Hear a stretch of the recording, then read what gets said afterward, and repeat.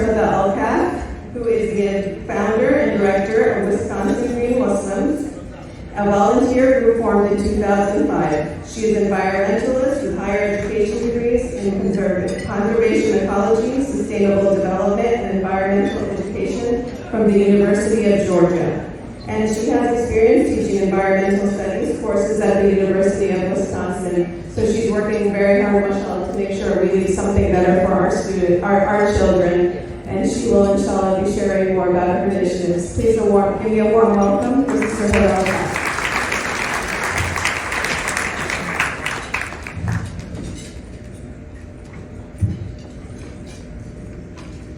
All right. Bismillahirrahmanirrahim. Assalamu alaikum wa rahmatullahi wa barakatuh. I begin with a loud acknowledgement.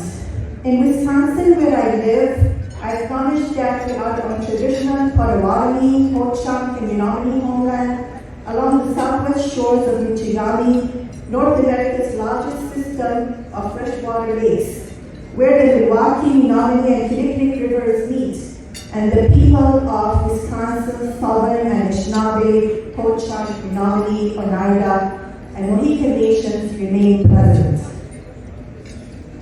Environmental social justice process includes community organizing, community listening sessions, meetings with decision makers, community meetings, letters and calls, testimonies, rallies, social media, and publication.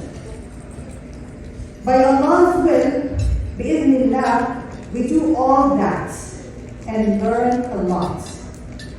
I'm Huda Alkaff, I'm an ecologist, I'm a science educator, environmental educator, and the founder and director of Wisconsin Green Muslims, which is a grassroots statewide environmental justice group formed in 2005, connecting faith, environmental justice, sustainability, and healing through education and service.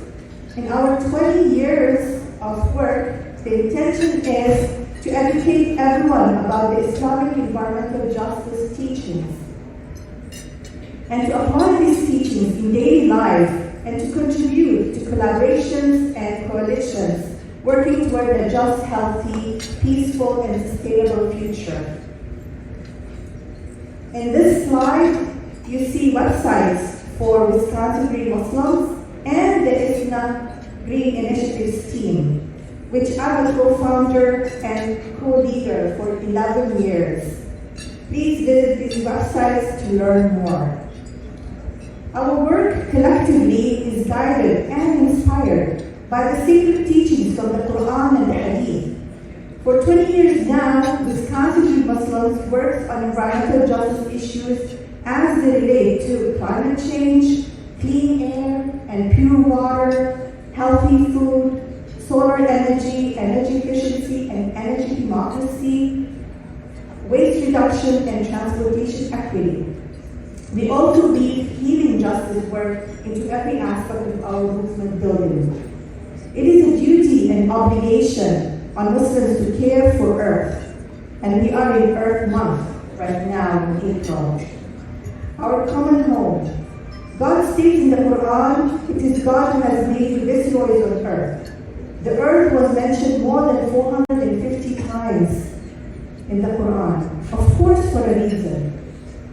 There are approximately 1,500 environmental messages in the Quran and the Hadith. We have to look closely. That guide Muslims towards care for all God's creatures and the sacred gifts and natural resources such as water, air, food, light, land, etc. Climate justice and environmental justice are human rights and creation rights issues. We recognize that and are working together to address climate injustice and environmental injustice affecting the most vulnerable. The environmental justice movement has defined the environment as the places where we live, work, play, pray, and go to school. We speak for ourselves, and nothing about us without us became and is the model of the movement in challenging environmental and all forms of structural and systemic racism. are a minority faith group that experiences Islamophobia, discrimination, structural and racism, and as such, our voices must also be heard, and that's what we're working on. This year marks the 34th anniversary of the first National People of Color Environmental Leadership Summit, held on October 1991 in Washington, D.C., with around 1,100 people in attendance, mostly people of color, from all 50 states. The summit has been described as one of the most important events in the history of the environmental justice movement. The inclusive breadth of participation allowed for the environmental justice movement to coalesce in redefining the very meaning of environment. The environment is where one lived, worked, studied, played, and prayed. As such, it encompasses a range of issues from housing and transportation to worker safety and toxic pollution. Ultimately, the summit became the embodiment and the celebration of self-determination and leadership from communities of color. The outcomes of this conference included the defining of environmental justice as a national movement and the articulation of the 17 principles of environmental justice that have served as guidelines for organizing local communities and a defining document for the growing grassroots movement for environmental justice. One of these principles states that environmental justice demands the right to participate as equal partners at every level of decision making, including needs assessments, planning, implementation, enforcement, and evaluation. In December 1996, the Hamish Principles for Democratic Organizing meeting hosted by the Southwest Network for Environmental and Economic Justice took place in Hamish, New Mexico, where the Hamish Principles were agreed upon within the environmental justice movement. These principles are: be inclusive, emphasis on bottom-up organizing, let people speak for themselves, work together in solidarity and mutuality, build just relationships among ourselves, and commitment to self-transformation. In 1987, the United Nations defined sustainability as meeting the needs of the present without compromising the ability of future generations to meet their own needs. Let me repeat that. Sustainability is meeting the needs of the present without compromising the ability of future generations to meet their own needs. Not wants, needs. It is because of the care for future generations that both my parents dedicated their lives to education. Both are teachers and educators. To thousands and thousands of students and learners, including me, they have instilled in me the love for this vocation that I too chose to be a science educator, environmental educator. Not only that, that also extends to my husband as well. He is a lifelong educator, university professor. So joining you all at this convening is intentional and meaningful. I really look forward to collaborating with you to achieve environmental justice for all. We are here in Chicago. It's a historic place for environmental justice. In Chicago's South Side on January 12, 2011, the Illinois General Assembly, by way of House Joint Resolution, designated the portion of 130th Street from the Bishop Ford Freeway to State Street in Chicago as the Hazel Johnson Environmental Justice Way, in recognition of Hazel Johnson's efforts. So who is Hazel Johnson? Hazel Johnson is known as the mother of environmental justice. Yes, here in Chicago. Cheryl, who is the daughter of Hazel Johnson, is my friend and colleague in this struggle.